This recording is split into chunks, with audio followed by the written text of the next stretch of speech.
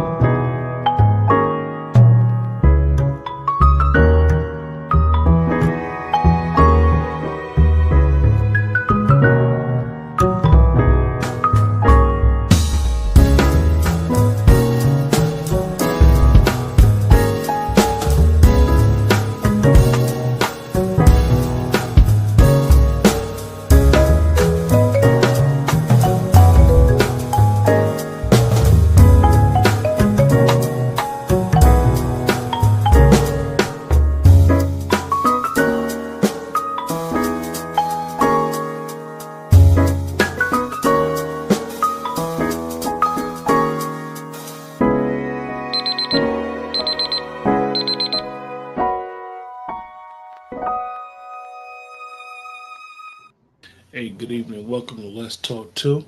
And tonight we have Sister Azima here to talk about divine feminine energy and a lot of women not knowing who they are, um, where they came from, what that divine feminine energy means, and how it connects them with all other living being things. Uh, the title of our show is A Bird That Flies in the Sky. Part one. This will be part one of two shows. And Sister Azima, how you doing? I'm fine. How's everybody tonight? Unfortunately, the last couple of shows you've been freezing on us, right? So Yeah. as the intro was going on, before you freeze, Uh, I know that you are someone who loves sounds. Why were you bopping your head when listening to the intro music? um, how can I put this? Music frees my mind. It frees my spirit, and it isn't any one particular type of music. Well, I am going to say I am biased towards current rap music, um, because it hits a vibratory nerve with me that doesn't inspire me. But Mm. any other music, once I hear it, I'm not interested in the words. I'm interested in the sound. And if the sound vibrates to my heart chakra or to my temple chakra and it moves me, then I all of a sudden can start seeing things happening. The things that my agendas that I have before me, I can literally see them manifest. And I don't know if people really understand that, but when I was little, I wanted to work for NASA. Music inspired me. I would dream about it, manifest it, play, recreate it in my mind, recreate it when I was outside in the dirt. I didn't do dowels. I loved hanging out with the guys. I made those soap boxes. We ride down the hill. My whole mind was on that because the music drove me to that frequency. So And so then, you had an inclination that you really wanted to work for NASA? yes, I had it ever since I was 5. Wow. Mhm. And then my grandfather taught me how to make soap box, but he was an inventor. My father was an inventor. He made the paper bag machine. My grandfather made devices that they used on the trains and at the train stations. And so I grew up like that. And my whole mind was never about dowels and anything like that. I just always knew this is where I wanted to be. And so music inspired me to go there. And it wasn't, we say music, but it's Maji. Maji is the spirit. The spirit of it moves me to go to certain places. There were 3 things I wanted to accomplish. I wanted to work for Red Cross. I wanted to get a $10 million grant to help community centers in the St. Louis area where I lived and work for NASA. I had all of that accomplished before I hit 50. Mm, mm, Okay. So then my next journey is that I am now in school to be a naturopathic doctor. I went back to school to be an herbalist. I told myself that before I turned 75, I would be the doctor. I would not necessarily take on personal clients, but I would be doing workshops, seminars on a state level, world level, on a state level, national level, and a global level, teaching melanated people how to mentally um, get in tune with themselves, touch themselves, to move forward, to not Well, unfortunately, she froze already. You guys told you we gotta get it where we can fit in right now. When you're dealing with Wi-Fi, when you're dealing with even hard connections or Ethernet connections, we've been freezing lately. Um, I don't know what's up. So hopefully she'll be right back. Sister Professor Drea, what's up? What's up, Queen? Got a very interesting show tonight planned, so you guys just stay with us. You guys in the chat,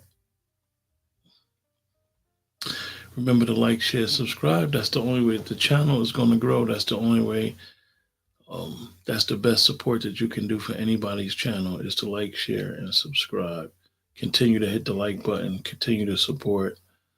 We know it's almost towards the end of the year. Professor Dre, you know we'll be doing a show soon as we talk about going into this new year. You know, it's always some craziness going on, so we got to get people to understand and stay vigilant. And you know, if you are into making these New Year's resolutions, stick to it and knowing your numbers. Uh, yeah, unfortunately, you froze, right? yeah, and So before you begin, no. You could begin. Just let me ask. I'm gonna start the show with just asking.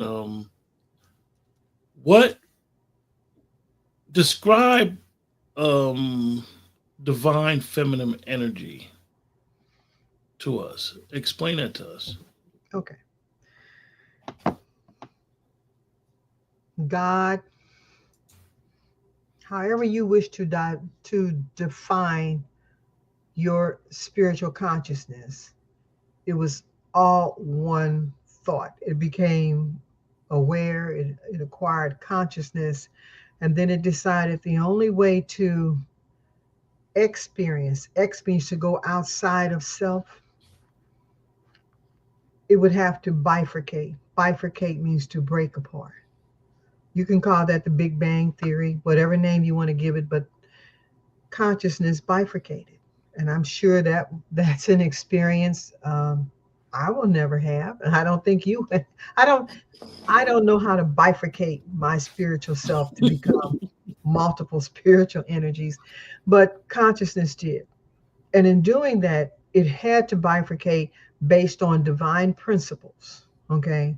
But two of those key principles was masculine and feminine energy.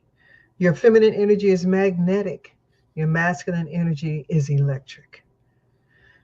But even in the bifurcation, even though we were no longer one mass of energy and knowledge, and we bifurcated and broke out into multiple masses of energy and knowledge, we always had electric and magnetic energy.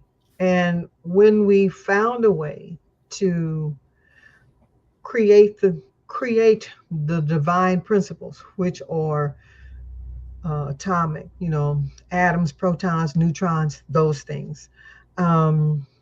The periodic table, the amino acids, um, quasars, pulsars, cosmic reality, celestial beings. Once we, because we were all one, once we bifurcated and began to segregate and take on the roles and duties of making sure certain things happen, we realized it was great we could do that, but we still did not have form. So physical form came, and that gave us continuity. And in that physical form, we had to decide how feminine energy would look. And we had to decide how masculine energy would behave.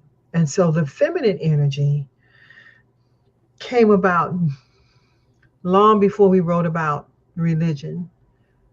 It was here. It was the natural understanding, the natural order of things, the divine principles of life.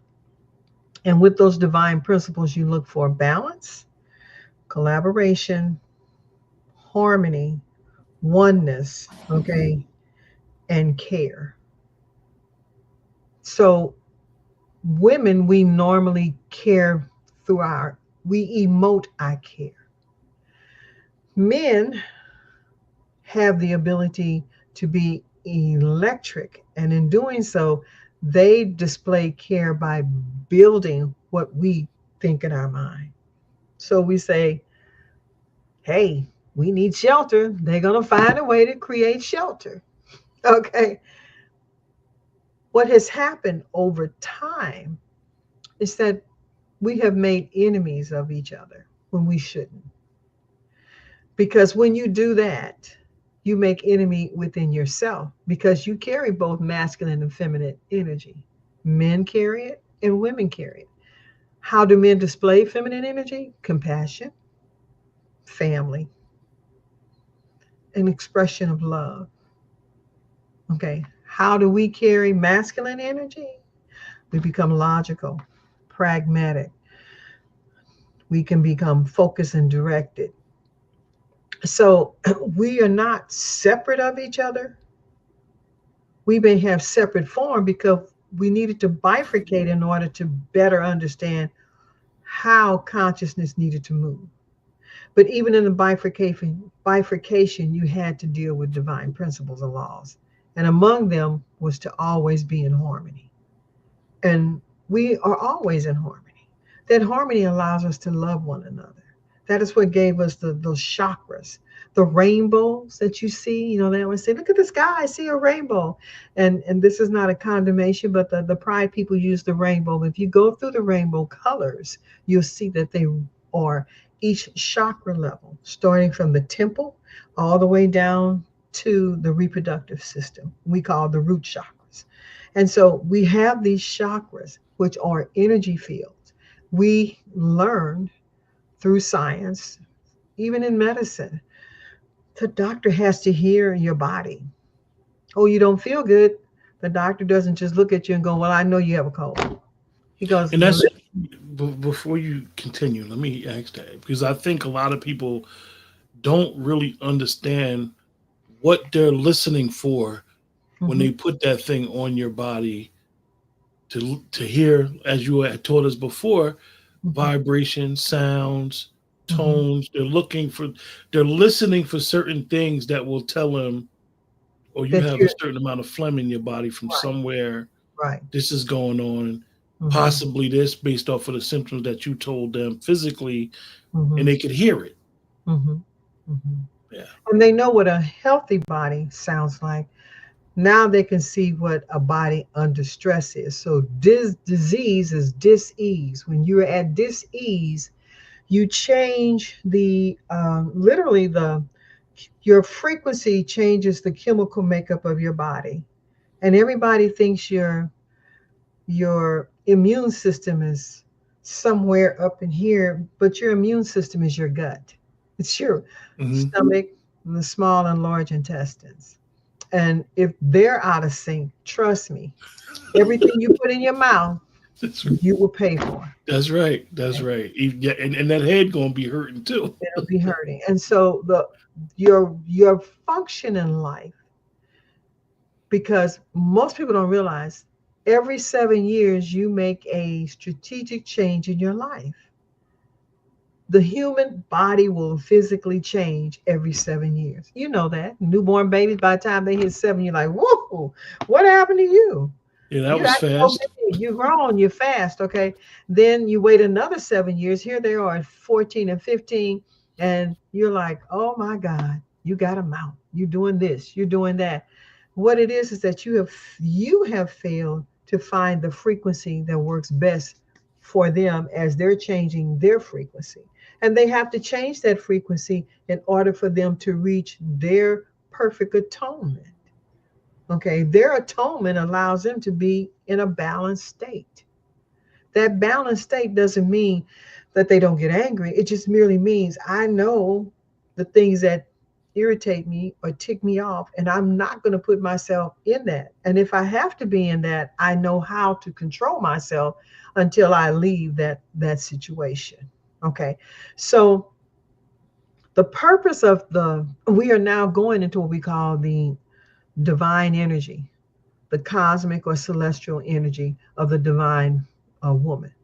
And so why do we say that? It's because the feminine energy is going to give birth to a new concept. Now, let me explain. 2024, add those numbers up. 2 and 2 is 4, and 4 is 8. What is 8? 8 is infinity. If you turn the number 8 on its side, it's infinity. What does infinity, what is the purpose of infinity? It allows you to continue a life process. Humanity can continue. Everybody says we only been here 5,000 years. That's not true. When science goes out and digs up all these archaeological sites and you see bones and bodies, some of them are 10, 12 feet tall, others are very small, but they're dating a million years ago. Then what happens is that you realize that life has been here a long time, and it changes. Not only does it change how it looks over time, but you change every 7 years. You make a major change, a major development. What it is that you have vibrated to the height, to the zenith of where you can be. And now you're going to bifurcate. You are going to change and move to the next level of your development. 2025 goes to the number 9. Add it up. 2 and 2 is 4. 5 and 4 is 9. 9 is completion. Because when we have a base 10 counting system, if you start at 1 and you get to 9, that's all the numbers they are. 10 is not a number. 10 states you have completed the first series. That's why you have a 0. And then you have the 1 in front of the 0. So it means that you have no more single digits, and you now have completed one cycle. That's why it's 10, 1. Okay, when you get to 20, it means you completed 2 cycles of single digits of numbers. So these are the things they've taken out of education. But the divine feminine's role is to bring it back, to complete the cycle that we're in. Many of us are going to be in our 3rd cycle as women. Okay. You'll be in your 30s, heading into your 40s. You're in your 3rd cycle of life. And in that cycle, that is when you realize if you have lived your life the way you wanted to, and believe me, you design your life. When you live your life based on how you're designing it, and we're going to talk about that in a minute, it allows you to be introspective. And when you're introspective, you learn how to love yourself. You learn how to open your heart chakra, your emotions without being immature. Okay, we have emotions as little children, and then we have emotions as young adults, and then emotions as adults. And what happens is that in the current society in America, they feel the system, the oligarchy feels it's their place to always keep you as an adult child, full of emotion. Say that word again, adult child. An adult child. You have maturated, but you have not emotionally matured. So you're always a victim. You're crying foul play. Terrible things are happening to me. Woe, I am. Things are going to happen to you in life. That's the whole purpose of learning. The challenges in life allow you to expand this. When you expand this, your temple, your spiritual consciousness, the pineal gland, the flower of life. Can you put up the flower of life for me? When you learn to expand this is a geometric symbol. Okay. That geometric symbol, later known as the Eye of Horus, all of these things, when you learn that all of these are pi is 3.14, when you realize this is the golden ratio, and we're not going to go into all the math of it now, but it makes the image of a flower. And it's the flower of life. Why? Because it's self-repeating. It's infinity. The number eight, it constantly repeats itself over and over and over. Okay. So let's say this is one cell. Now Mm. this cell is going to divide and you have two. Now we're talking about the birth of something different. When this reaches its maximum velocity of vibratory frequency, it must divide. Okay. It has reached its end of being able to produce a frequency. Now it must produce it by dividing. And that's why you get to the number nine. Nine is its end of this process. Now we're going to divide and move to something else. As we're dividing, we're learning how to work in collaboration. Believe me, the cells in your body, if they didn't collaborate, they'd be bumping into each other, trying to take each other. The white cells would be trying to eat up all the red cells. The red cells would be out there trying to fight the T cell. The T cells would be down in your stomach trying to tear up your stomach. Your stomach would be trying to empty itself and it'll probably empty into your bloodstream. That's not cooperating. So we have a structure that allows us to operate in this form, but there are separate forms within this body. Well, Sister Azima froze. Like I told you guys, unfortunately, the connection is a little crazy for some reason lately, and she freezes like every 10, 15 minutes. I'll try to time it and figure out what's going on with it. Um, she'll be back to join us. Anybody in the chat, remember to like, share, subscribe. For any men in the chat, you may not feel as though this conversation is for you. However, if you have sisters, wives, daughters, mothers still alive, female friends, this is pertinent.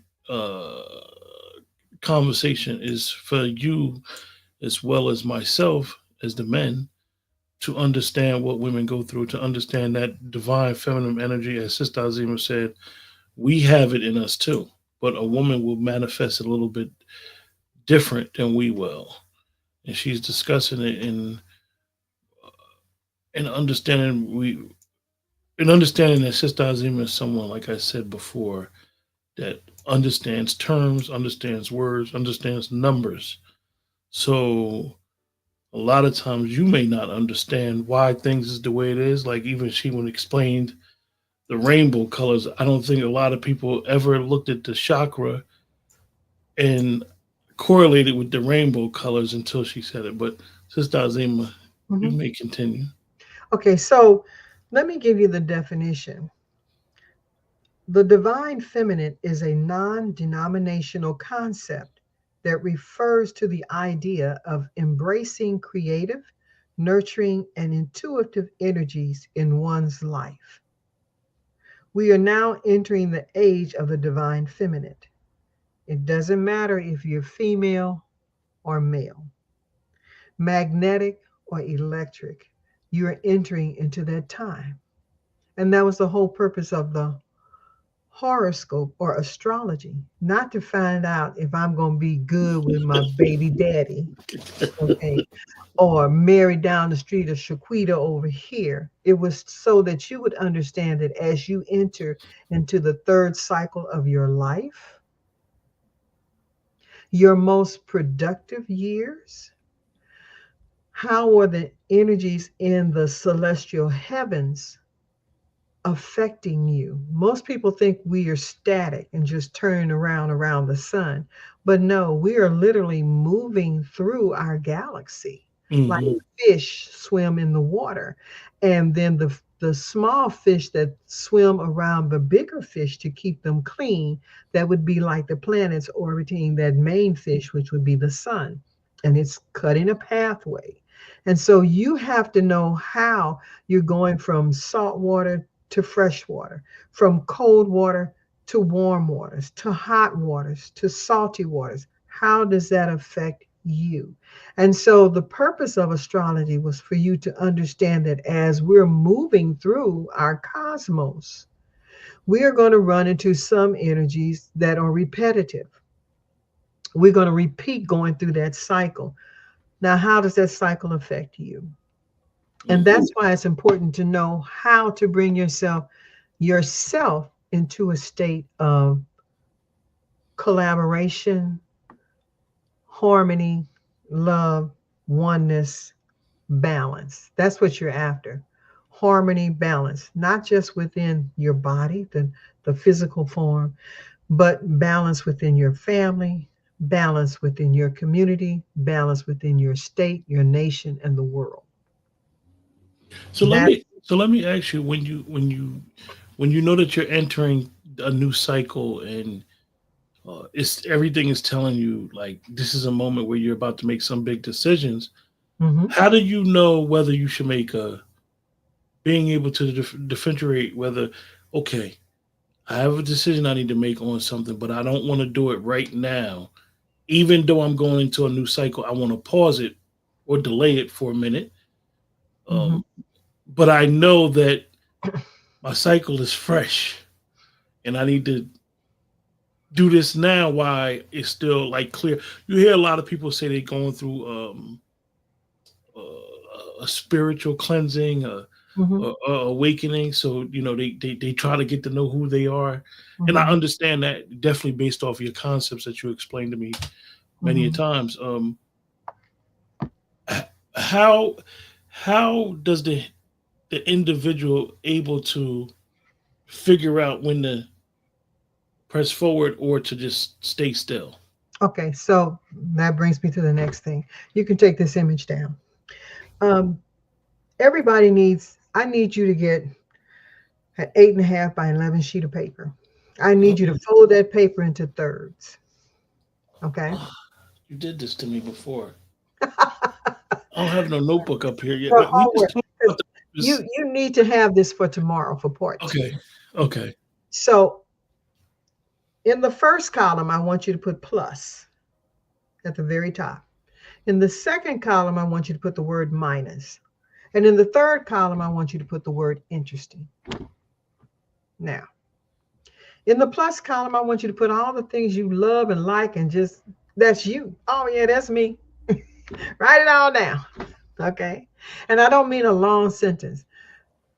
Great hair, great voice, exercise all the time. Those things, those targeted things that make you very happy of who you are. Hmm. In your minus column, I want you to put down the things that challenge you. Okay. They're not necessarily negative, but they're the things that are going to challenge you. Okay. I smoke. I like to get high.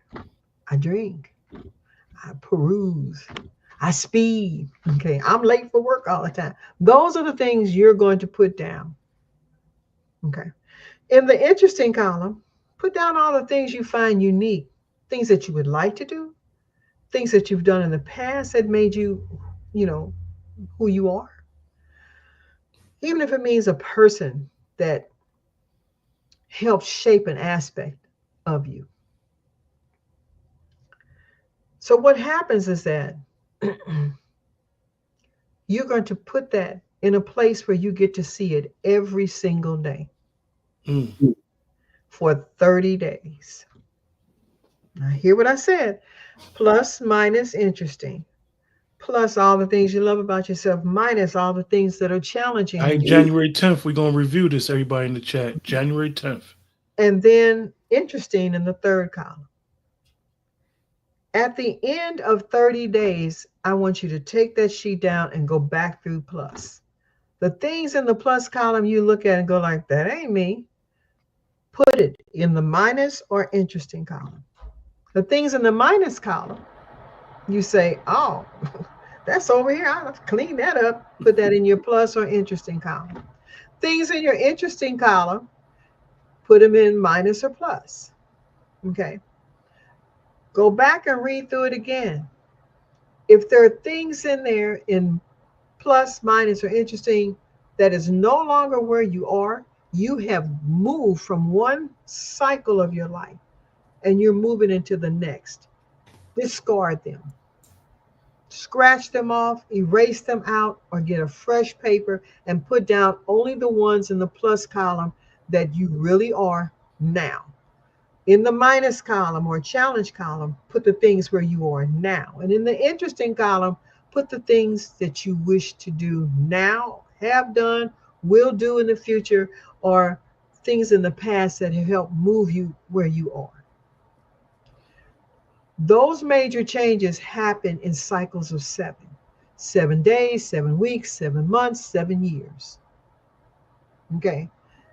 When you look at it, you're able to say, wow, I accomplished those things. I am ready to go to the next phase of my life. And you'll look at it and go like, oh, I told myself I'm going to have a house in such and such a time. What does that do? It allows you to decide what type of house. You'll go out and start looking. Even if you don't work with a real estate agent, you'll be driving by a neighborhood, be like, I'm not going to that neighborhood. Oh, I like that over here. Then you start looking at your budget, how you handle your funds, okay, for wealth.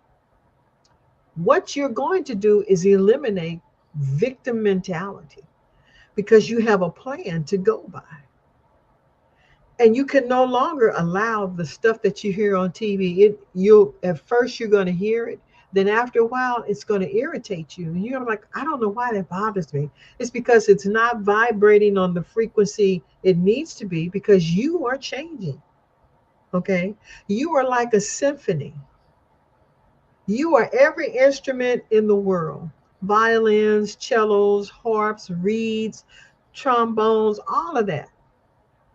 When you hear them playing without being in harmony, it's a discourse of chaos. And you know that. You don't like it. You go like, ugh, and you shun away from it. So that's what's happening with you when you don't meld your feminine with your masculine. You are shunning a major part of who you are. And it brings about chaos, inconsistency. That's what gives you characteristics. I can't go into all the psychology, but I'm sure it opens the door for being narcissistic or self-loathing or having always being a victim, always having problems, never being able to rise above your circumstances. Everybody starts out, unless they're born in a very wealthy family, they tend to start out at your root. Okay, your root is not always the most prolific. It's prolific that it can reproduce, but it may not be the most wealthy.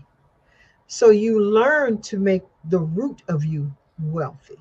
Your root is your foundation. If you make your foundation healthy, then you're happy. Wealth is not money. Wealth is a state of mind. It is the peace that you bring into your life. So under the guise of feminine energy, you're bringing yourself into a harmony. Okay. You can make all the money in the world, but if you don't have health, you're not a wealthy person. So your health is your wealth. And the better your health is, whether it's spiritual, mental, physical, the physiology, the better it is, the wealthier you are. Because peace of mind allows you to dream, and you turn those plus, minus, and interestings. It is no longer just words on a paper. It becomes your story, and you're able to live your story. Mm. And that's why some of us run into them old women and they go like, baby girl, in 10 years, you're going to be such and such. Be like, how you know? What you know about me? Yeah, and I laugh. What you know about? She doesn't know you. She knows the energy that you produce. And that energy, she's seen it many of times. And she realizes that if you don't have a good foundation, that energy can cause you to fall in a place you don't want to be. But if you have that happy, uplifting energy, She knows you're going to go for and obtain the goals that you've written down on your paper. That's why they always tell you write it down. Why? Because everything is going on around you and you will forget. But if you write it down and you look at it every day, whether you realize it or not, put it on the mirror in the bathroom if that's where you spend all your time primping.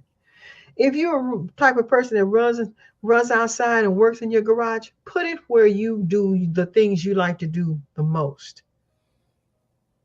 My husband loved watching TV, so he put it on the television. I thought that was crazy, but in in 2 or 3 weeks, well, really in 7 weeks, 7.5 weeks, the things he had on there he had accomplished.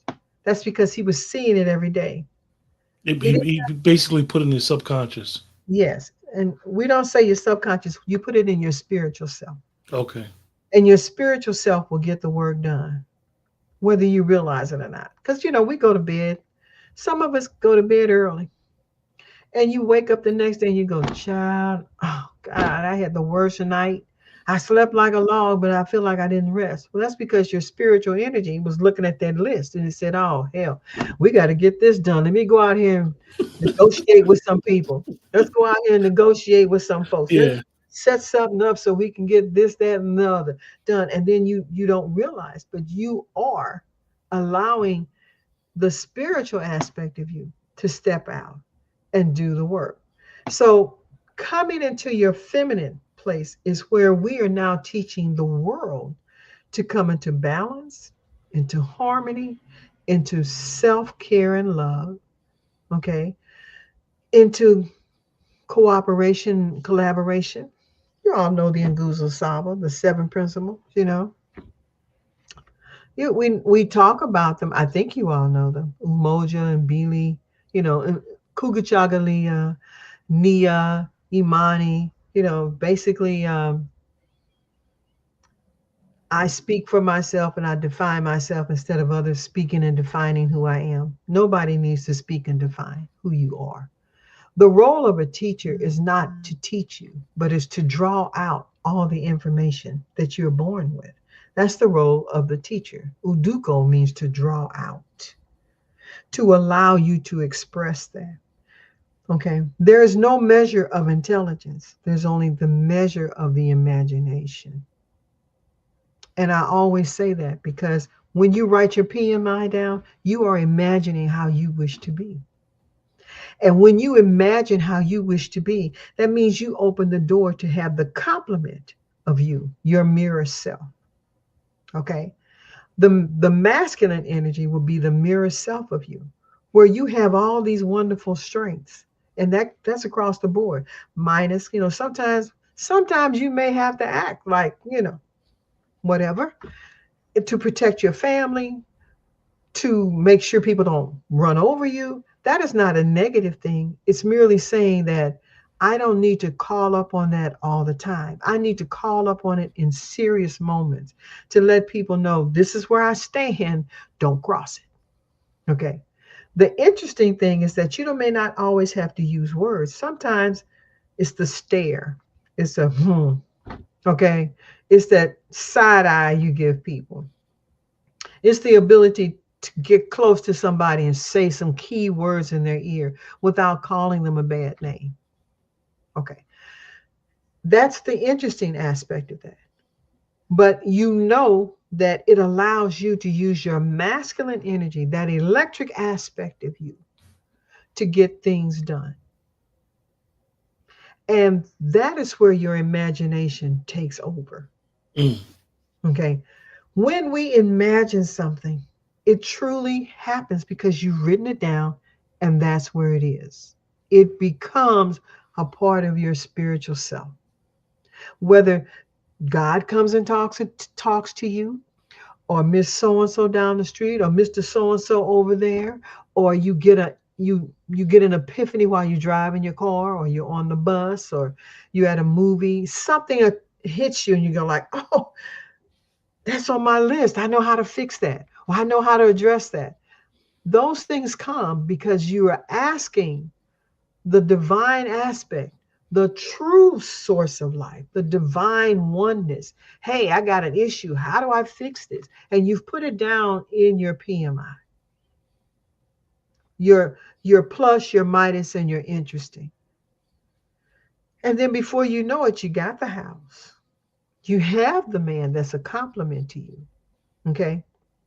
You're looking for the person that compliments you. And I don't mean just say, hey, baby, you pretty.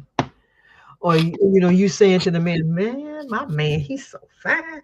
No, we're talking about that spiritual place where you can compliment each other, where you are the best friends, where there are no kept secrets, that even in a moment which you think is embarrassing, that person doesn't find that a moment of embarrassment, but a moment of strength, because you trust them enough to see their failures, as you call it. But I say you trust them enough to see where they need your help to make their spiritual self whole.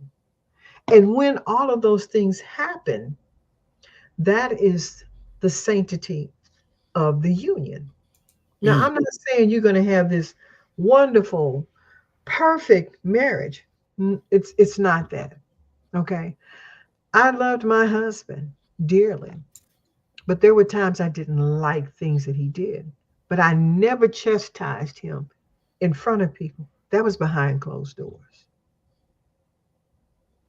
Because he didn't do it to me out of respect. We would talk about it later. And then you learn how to argue. There's an art to arguing. You don't have to raise your voice all the time. You don't have to call each other names and say all these terrible things. Okay? You can stand firm on where you are. There were some things I just stood firm on. It didn't matter. And he knew that. So if he was going to go out and do something that he knew would be against how I felt, he would just go out with his buddies. So he can have that freedom. Okay? I never ever told my husband he couldn't look at other women. Just don't touch. Okay, because we lived in California. Them women in California, they were fine. Do you hear me? Okay. And even I would have to career my neck and go like, gee, if I had a body like that, I'd be dangerous. Okay. But the fact that I never told him, you can't look, that's unrealistic. That's why you have these eyes. These eyes allow you to see what's ahead of you. The pineal gland allows your spiritual self to see the true image of that you're looking at, whether it's an inanimate object, an animal, the planet, or another human. You get a chance to size them up. Okay. So we get back to your imagination. We have all had, we call it wishing. You don't wish. You write it down. That's the purpose of this. And then you affirm it. Will you put up my affirmations, please? There are affirmations that you say to affirm it. Why do you say that? It's because the words that come out of your mouth at certain frequencies help solidify the actions that you're after. Case in point, listen to this. Uncle Jasaneb, Uncle Jasaneb, Uncle Jasaneb, Unc Uja Saneb. Okay? Health, prosperity, life. Health, prosperity, life. That's what it means. Health, prosperity, and life. When I say it like that, it's very upbeat. It's happy. You will remember that. You'll have bad days and that'll just come right to you. I'm Jew Johnson. You have bad days and you start singing a song that helps uplift you. Okay. That's the purpose of that. Because your imagination is saying, you're going to have a rough day. Let's make it through. Call upon yourself. Whether it's a song, a thought, a concept, sometimes it's just going, whoo, I made it. All of that is who you are to help you cope and get through. Your imagination is pulling that out so that you can have the ability to cope. I always tell my daughters, your IQ is your imagination quotient. It allows you to imagine what you're after, and it sets the foundation for you to methodically achieve the end goal. So, here are some of the affirmations. Okay. I am a magnet for positive energy. I embrace and celebrate my feminine essence with love and gratitude. My intuition is a powerful guide. Now, you can say it the way I'm saying it, or you can, have them days and go like, I embrace and celebrate my feminine energy. Mm. I trust in the unfolding of my life journey, knowing that everything happens in divine timing. When you say it, look at how I'm saying that. With I conviction. not only that, but my conviction is I am disgusted with myself.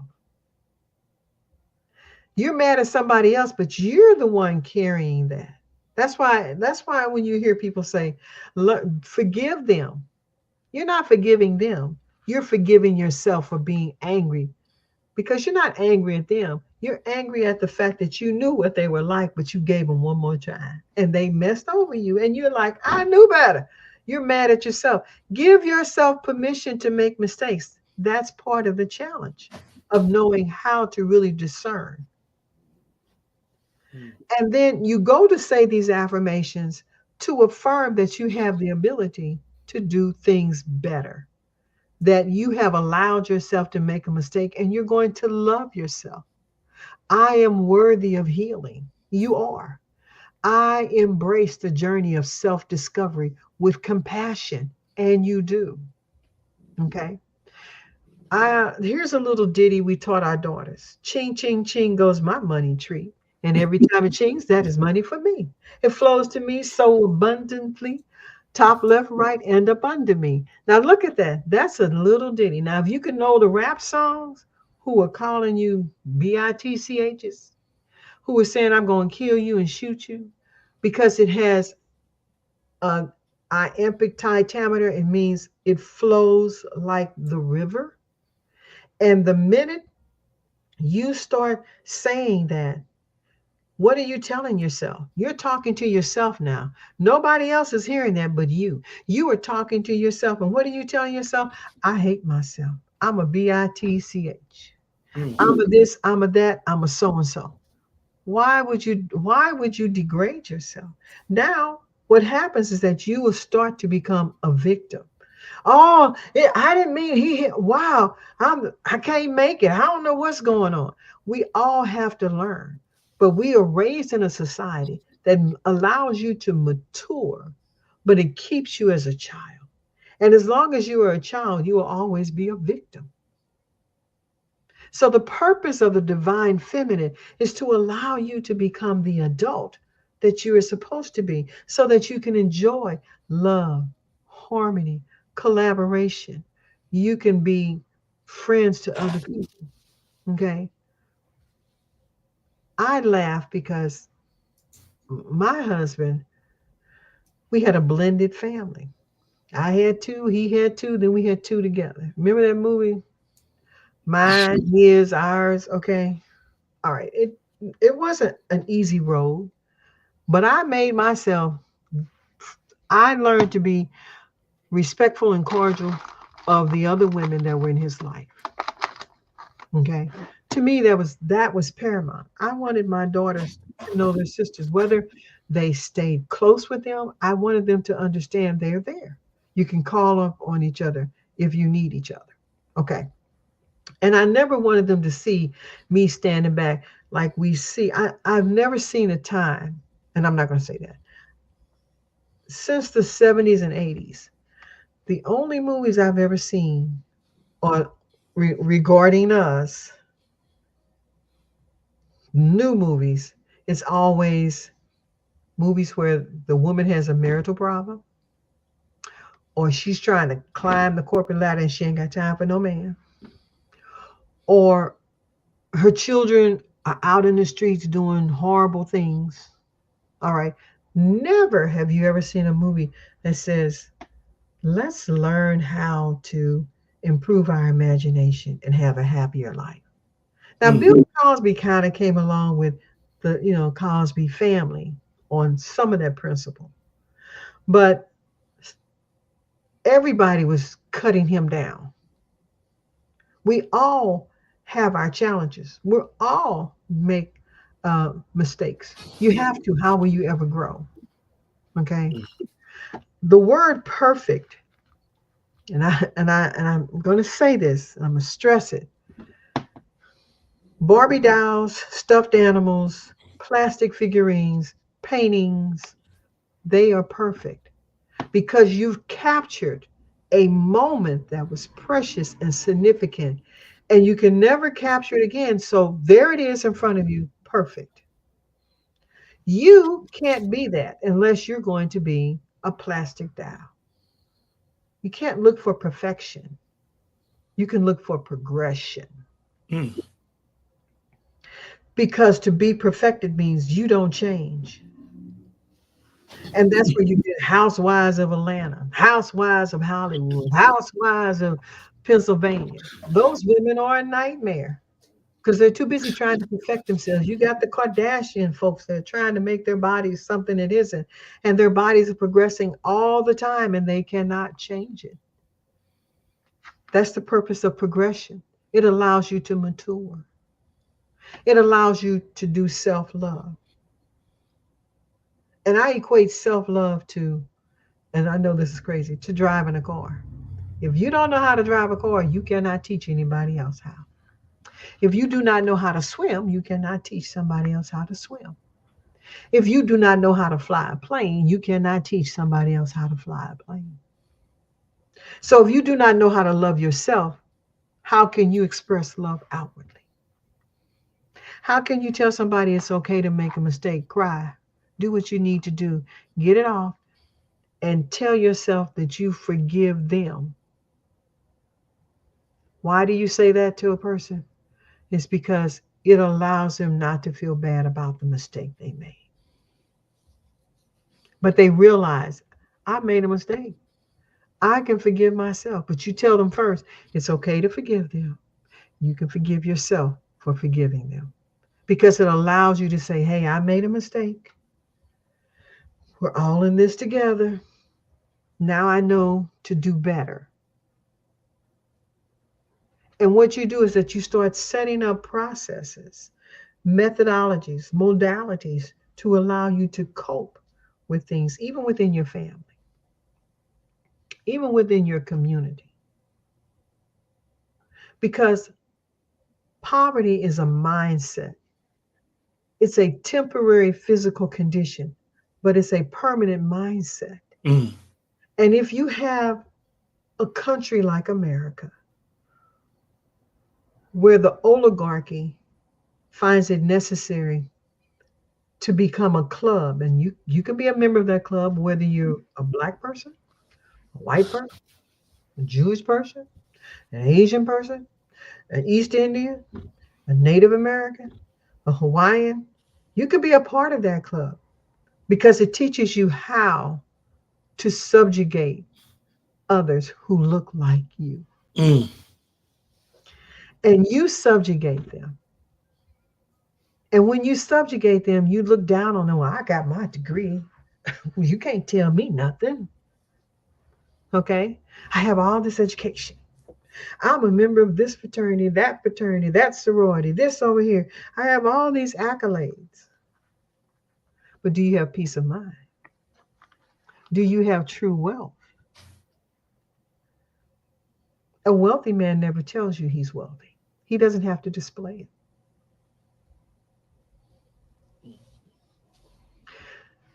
His actions express his wealth. I have empathy for humanity. I don't love everybody equally on this planet.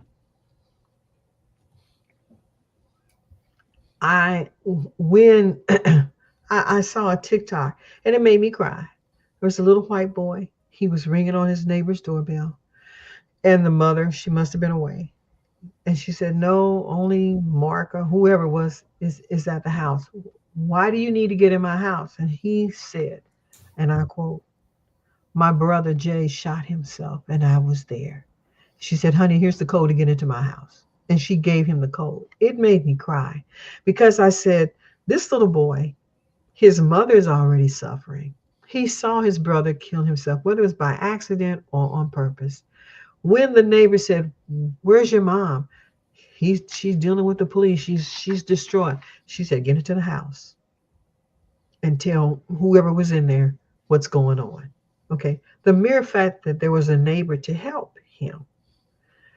When you reach your place of your divinity, and divinity only means that you are working within the principles, the divine principles of life.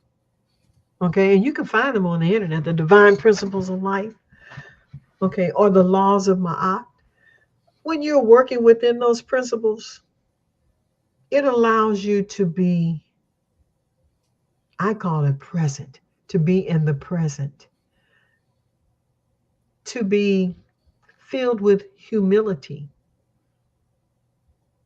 yet the strength. You become so resilient, it's not funny. Your resilience is off the chart. You have the ability to be compassionate. People will interact with you entirely differently. So the purpose of this is that male and female alike, we must understand. We must step into ourselves. And stepping into yourself is that first piece, writing down. Plus, minus, interesting. When we get to the next phase, I'm going to show you how to do what we call shadow work. Like you see here, the shadows on this image. The shadow work is the ability to look at the things that you hide even from yourself. The things that might give you shame or embarrassment. Don't be. That's you. That's you. When you understand that, you'll put it in its proper place. You know, everything has a place, a time, and a space. And you will put it where it needs to be. And you only bring it out on those important occasions when you must be the monster in the room. Okay? Where you must have the strength to hold other people up when things are not going well. Where your resilience is the most brilliant thing. And people appreciate that. It will expand your world of friendship. Okay? It will expand it beyond any scope. It will also allow you to have a deep-seated love for your mate. And you'll be able to truly understand him, but you don't have to say a lot. And he'll know, let me get on up and get this done for her. So he doesn't have to say, oh, she's going to nag me. You know, you don't want to. What you do is that you constantly build fences in a relationship where you should be building a house. You're building fences, a fortress. You're not building a house. It also allows you to tell your children when you've had bad days, hey, I had a bad day. You'll be surprised. Even little children can understand that. You can say, you know how you didn't feel good and you just needed to be left alone? Give mommy 10 minutes. Mm-hmm. I used to tell my daughters that all the time, hey, I had a bad day. Okay. When I started doing hospice, there were a lot of bad days. Ooh. But it was good for the family that somebody was there to help that person through. Yeah. Okay. To transition without being afraid. But it was a bad day for me, and I would need some personal time. And I would tell them, say, hey, it's been a bad day. Can you give me 30 minutes? And do that. If it means you have to go in the bathroom and bawl your eyes out or whatever it is you need to do, at the end of that time period, stop, wash your face down, clear your mind, and go in. You don't have to put on a brave face, but go in and say, hey, thank you for giving me that 30 minutes. What do we want to do now? That is why. If you've ever noticed when you have a death in the family and you all are going through it, doesn't it never fail that somebody else will call you with a bigger crisis than yours? And you know why? It's so that you don't spiral down into a deep depression where you can't get out. Mm. And that's important. Wow. Okay. Wow. And that's the whole purpose of that.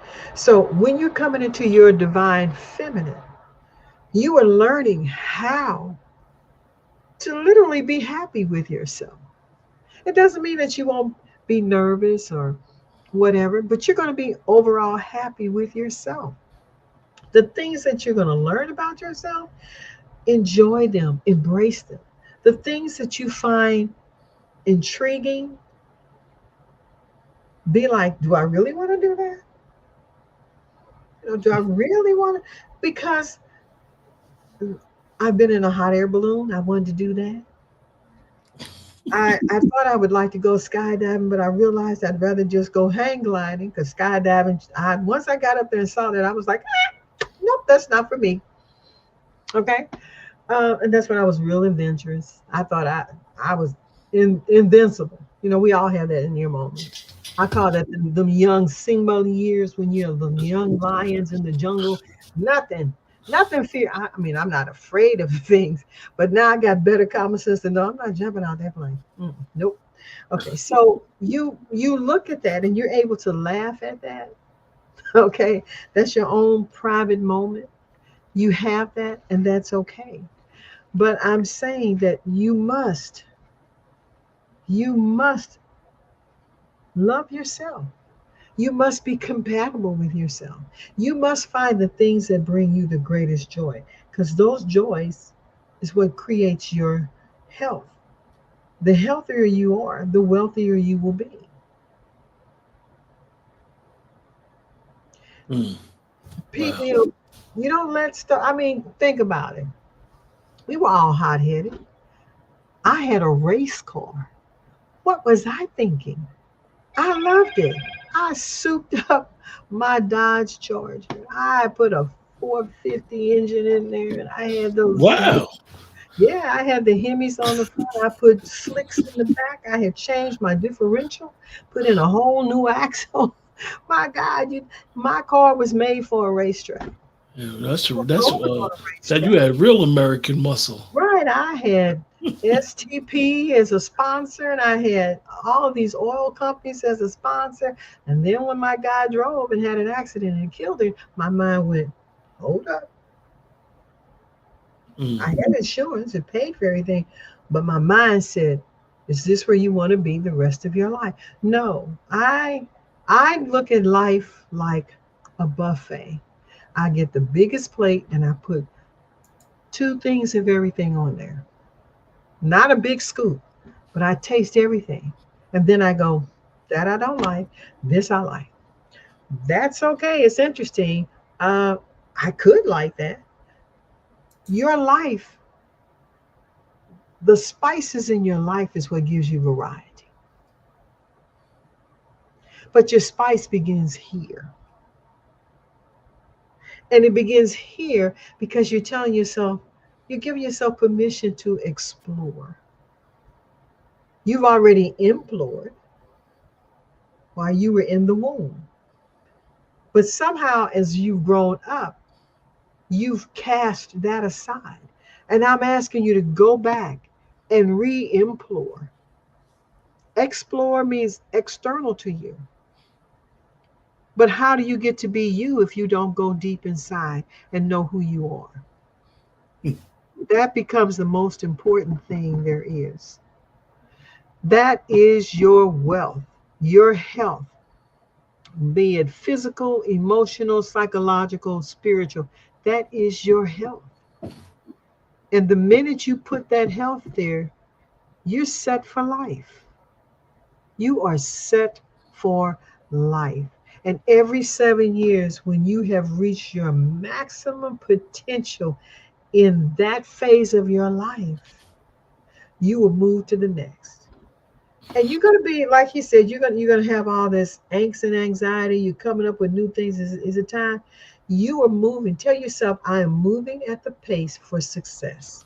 I am moving at my pace for success. I smiled when you said hot air balloon because I Okay. wanted a hot air balloon as a kid a long time ago with my mom because that's was something she wanted to do, Uh-huh. and I was the youngest, and Did you do it with her?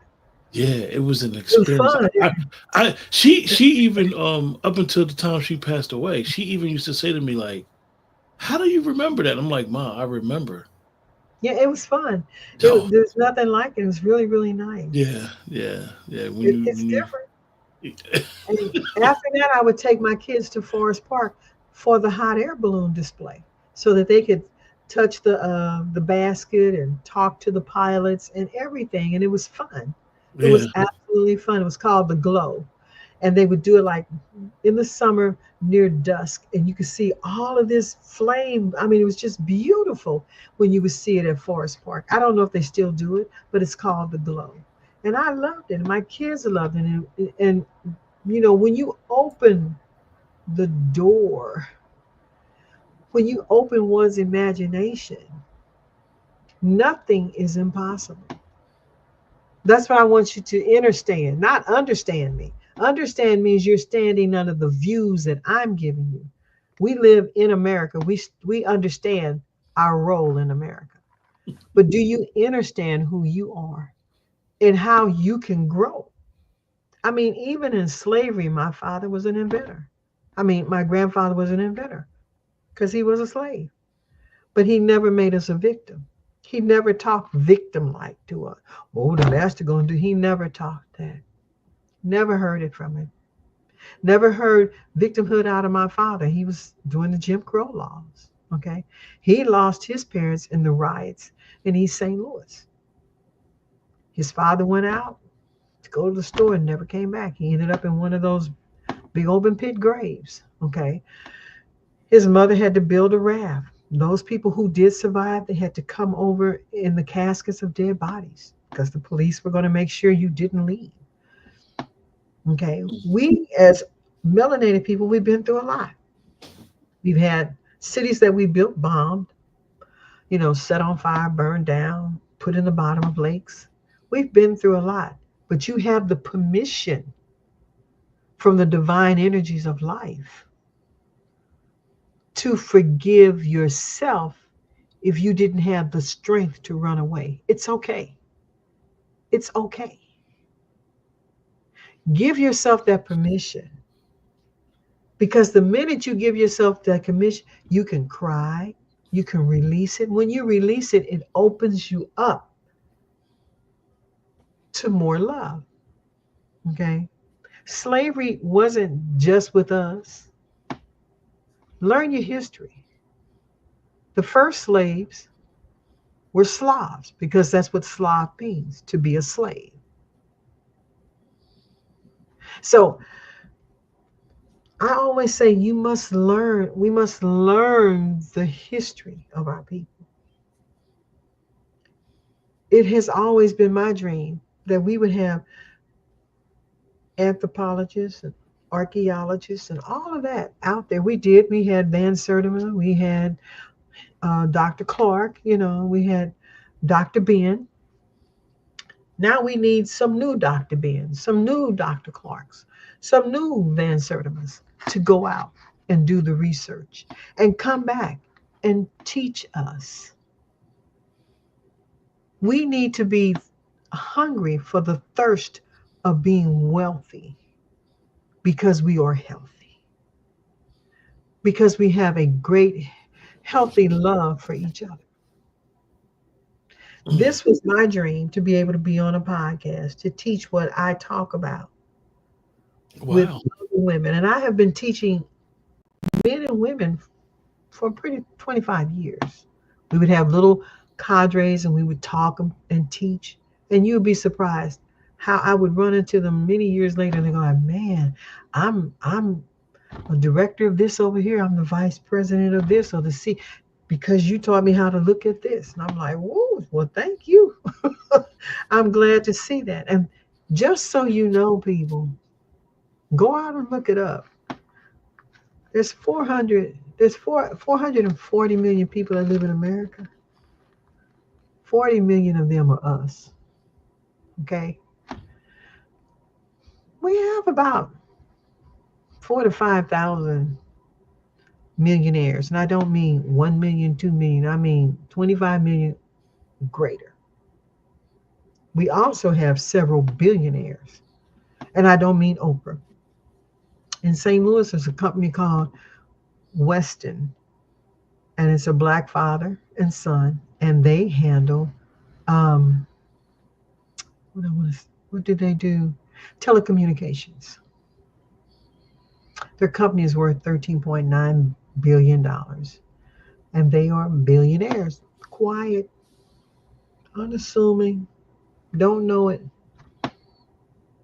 but they're here in St. Louis.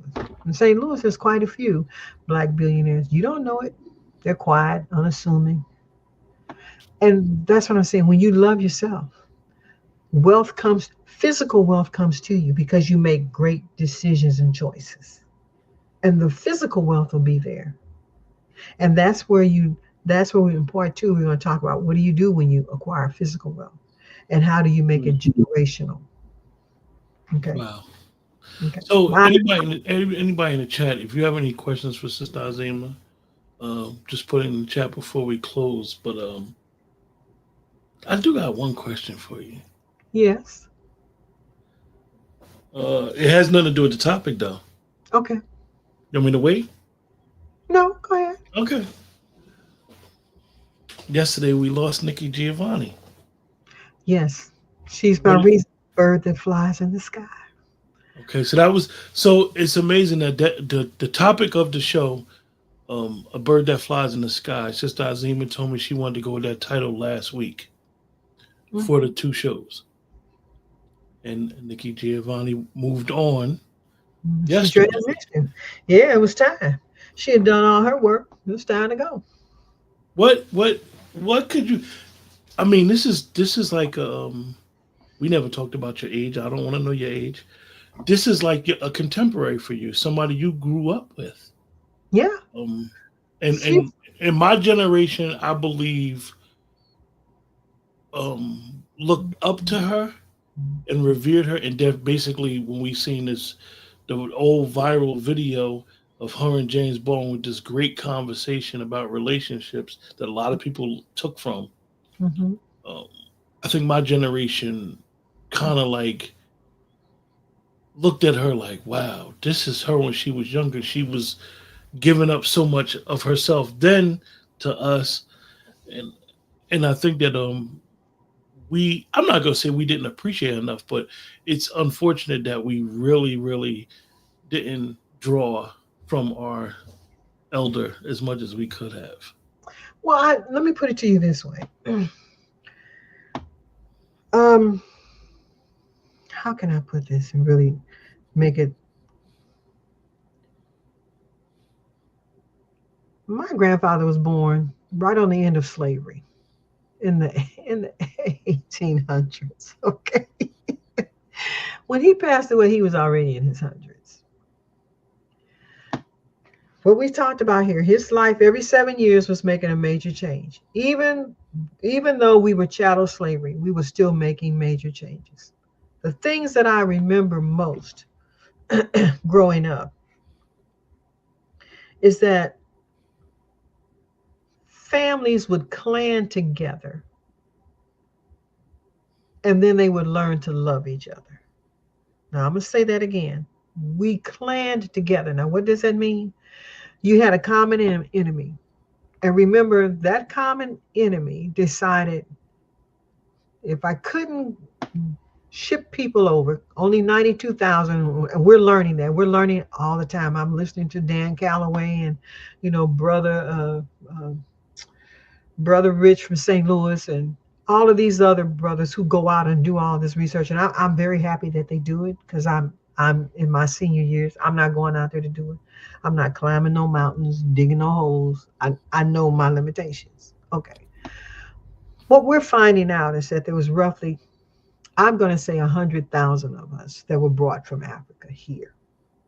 Now, if the planet was already copper colored, brown skinned people long before the Anunnaki came and introduced other life forms, non-melanated life forms, then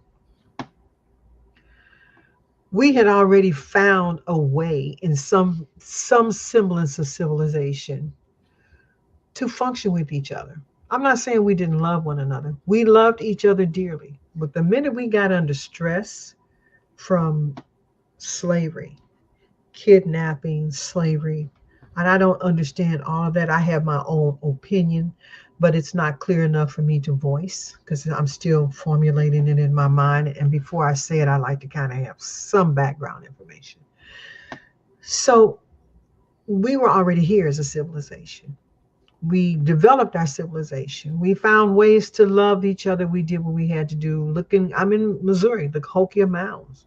Everywhere. Missouri is nothing but mounds. Okay. It is literally a burial ground of mounds. And at one time, I wanted to bring the Asar Sit Society here. And I remembered how they came and said, this is not a place for you. He says there's a confluence of 7 rivers. The rivers carry the spiritual energy of those that are dead. We have so many cemeteries. Where I'm living now, I can't find a cemetery. Where I used to live, there were 10 cemeteries around me. 10, and they weren't little. They were big cemeteries. Okay. Mm-hmm. So even though the physical body has left, a lot of those people were traumatized and they were left. Their energetic self was still here. And it's looking to attach to whatever it needs to do because it's afraid. I don't know what I'm doing. I'm stuck. I need to go. So what I'm trying to say is that we learned a lot in clanning together under terrible circumstances.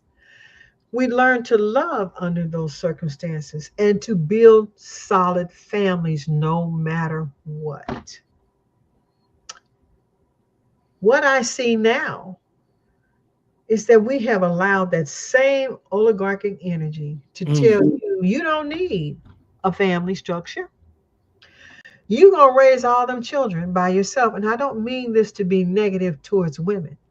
But what happens is, and the data shows, single parenting is not successful, whether it's a man raising children or a woman raising children. Okay. Men tend to be very pragmatic, and they will have more rules, more structure. But overall, the family doesn't do well over time. Okay. We have let somebody else define who we are. And we thought it was imperative that we're going to only let the educational system teach our children. We gave them up to a system that was all about business and capitalism. And in doing so, it not only did it to us, but it did it to poor white people. And they put the Indians on reservations. The ability to segregate a concept. They weren't interested in whether it was a particular color. They were only interested in making sure you didn't have the same concept. After Civil War, freed Black people worked with the abolitionists, and we created the Republican Party.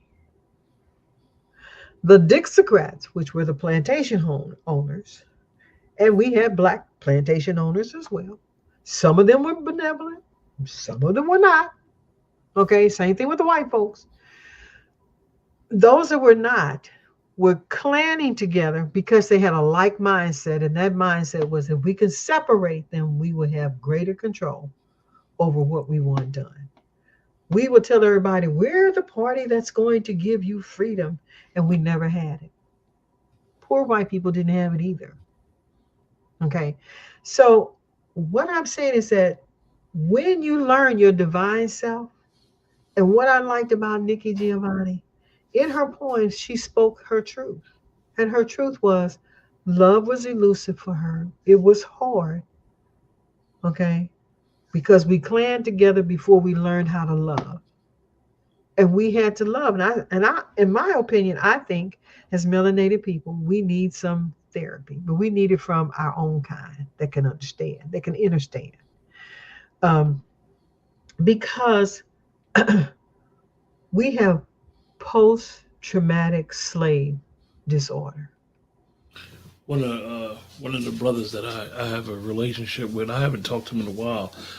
One of his favorite statements that he says, and his name is Hashimad, and he Okay. says does a lot of work with Dr. Winters, and he says his phrase is, "Nothing is wrong with black people. Something was done to black people." Yes, and it was. Some we were not, we have always been the heart beat of this planet because we were in harmony with this planet. We knew the planet. We understood the planet. We listen, anytime that Marco Polo can go and say the Kaffirs, he didn't call them Chinese. He called them Kaffirs. He said, I would watch the Kaffirs. They would go to the temples that had no roof. They would begin to say these mantras, and you can feel it on your skin and make your hair stand up. He said, and then it would rain, or then the clouds would go away, or the birds would chirp. Whatever the condition that they were seeking, they had the ability to control the vibratory frequency necessary for things to be done. He called them the people of the chi, the spirit. Now we call them Chinese.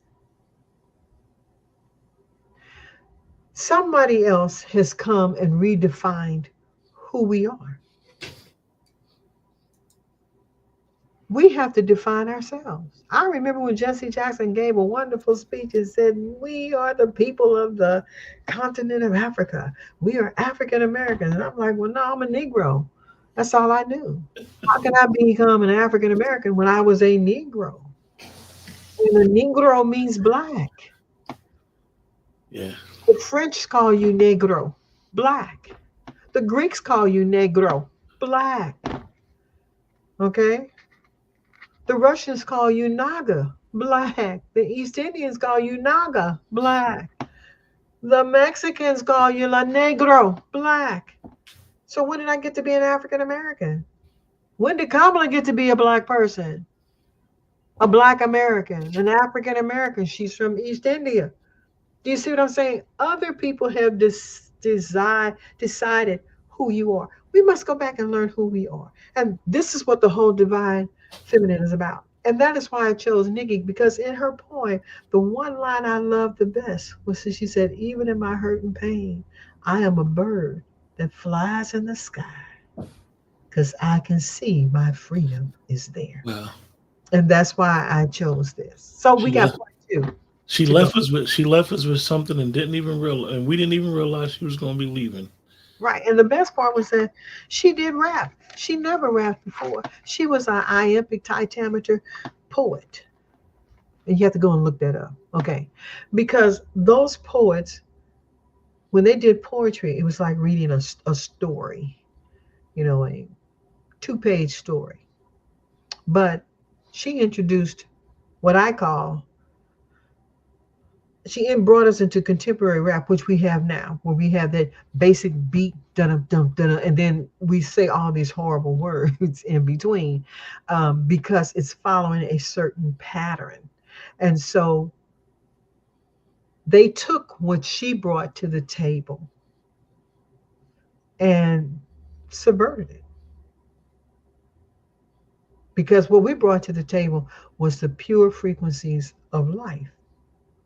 It made our brains operate at the frequency of our planet. Our planet's frequency is 7.83.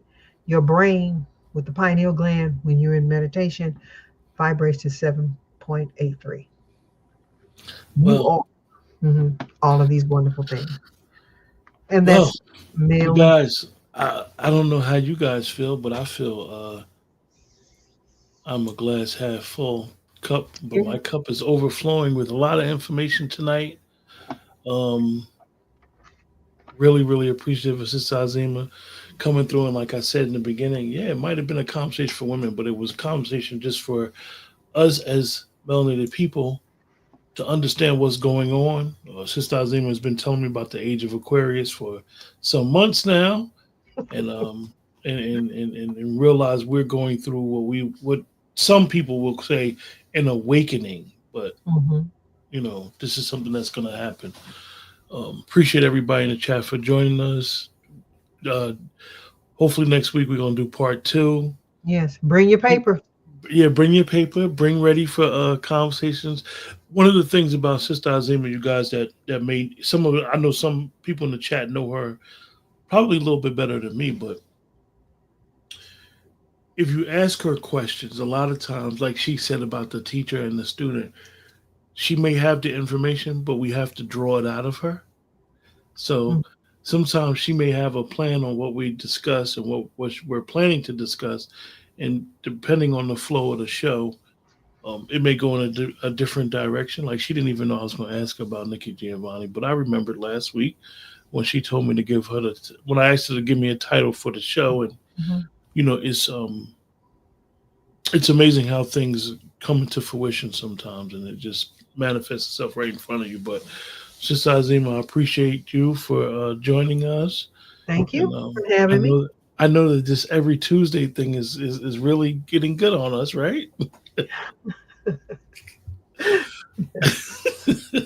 So, you guys in the chat, hopefully next week we'll be doing part two, Tuesday at the same time.